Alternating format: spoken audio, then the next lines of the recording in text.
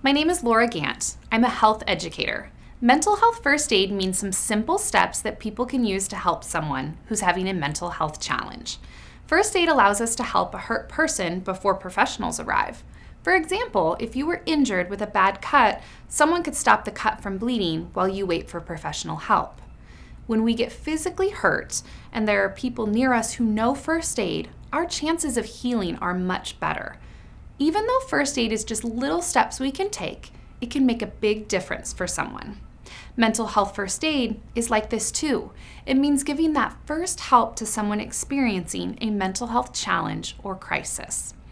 Anyone who has learned these skills can use them to help others in an emergency situation.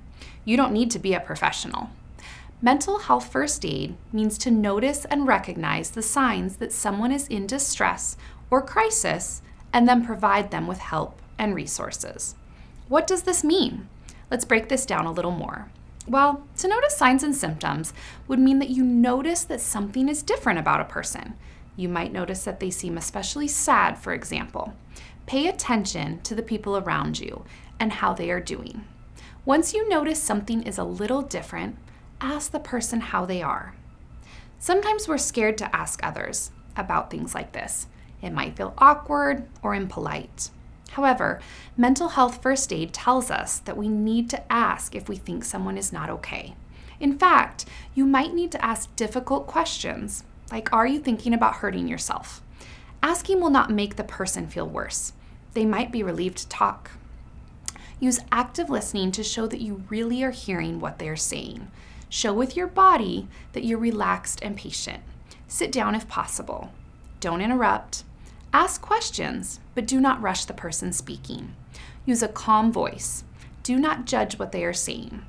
Use what you are seeing and what you are hearing from the person to recognize signs of distress, signs that the person is in a crisis. Listen to understand if a mental health problem is beginning, is getting worse, or if the person is right in the middle of a serious crisis. This will help you to understand how urgent the issue is. What should you say? Offer hope. Let the person know that you can get through this. Let them know that you care and that they are not alone. You can offer information too. You can let them know that other people struggle with similar issues and that getting better is possible. You can connect the person with professionals in mental health. If the person is in a mental health emergency and you're not sure they are safe, you can reach out to emergency professionals. But if the issue is not so urgent, you can share resources, such as names of organizations and contact information. The first step is to notice signs of distress in your students. Notice if a student is more anxious, or if their grades have dropped, or if they're sleeping in class, or they can't seem to pay attention, or they're acting aggressive, or if they're responding to a stress in a bigger way that seems unusual.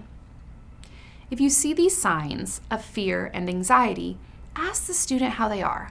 Let them share any fears or concerns they have. By providing a safe place where they can talk and knowing what resources are available to connect them with, you can help.